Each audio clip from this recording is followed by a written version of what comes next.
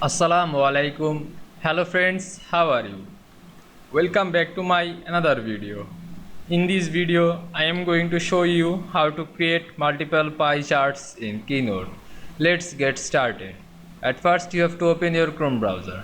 Then open your iCloud Keynote. Then create your presentation. Now you can see here my presentation. Now I create multiple pie chart.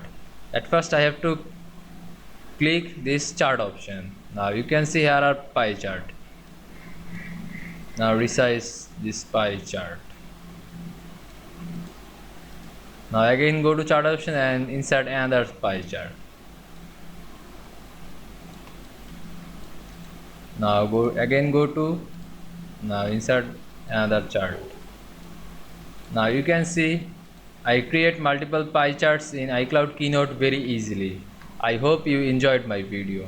Please like, comment, share and subscribe my channel. Thanks for watching.